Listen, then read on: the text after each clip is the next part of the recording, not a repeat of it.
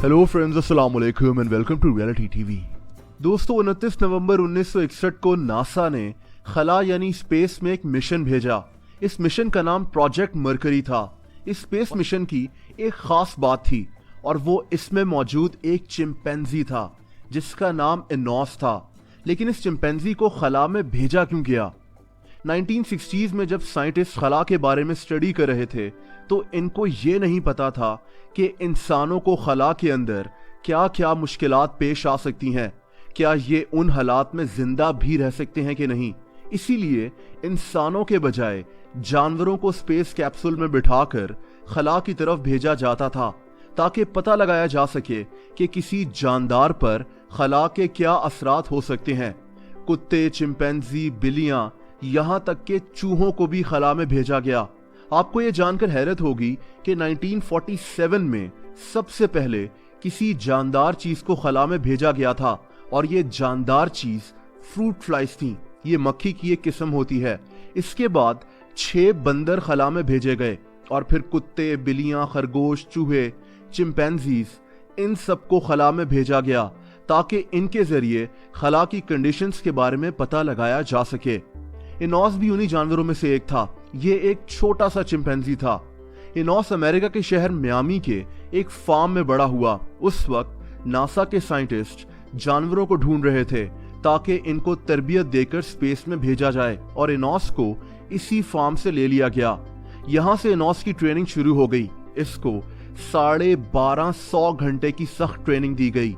खला में zero gravity होती है, इसीलिए इस चिंपैंजी को यह समझाना बहुत जरूरी था कि ये कैसे अपना वजन खला में जाकर महसूस नहीं करेगा। अगर ये अपना टास्क ठीक से करता तो इसको इनाम के तौर पर केले खिलाए जाते थे और अगर ये टास्क ठीक से ना करता तो इसके पांव को इलेक्ट्रिक शॉक दिया जाता। ये इलेक्ट्रिक शॉक इसीलिए दिया जाता था क्योंकि स्पेस कैप्सूल में भी बिल्कुल ऐसा ही होना था। अगर ये गलत लेवर प्रेस करता तो इसको वहां भी ऐसे ही शॉक्स लगने थे। एनोस को 1.5 साल तक ऐसे ही सख्ती से ट्रेन किया गया। यानी ये चिंपैंजी भी कह सकता था कि ये एक खलाबाज यानी एस्ट्रोनॉट है। एनोस जैसे कई और चिंपैंजीज भी इस ट्रेनिंग में शामिल थे। खला की तरफ इस फ्लाइट से सिर्फ 3 दिन पहले एनोस को तमाम चिंपैंजीज में से सिलेक्ट कर लिया गया। 29 नवंबर 1961 को वो दिन था जब एनोस को अपनी 1250 घंटे की ट्रेनिंग को इस्तेमाल करना था, लेकिन इसके साथ कुछ और ही हो गया। एनोस की स्पेस कैप्सूल जब ऑर्बिट में मौजूद थी तो इस स्पेस कैप्सूल का एक लेवर खराब हो गया।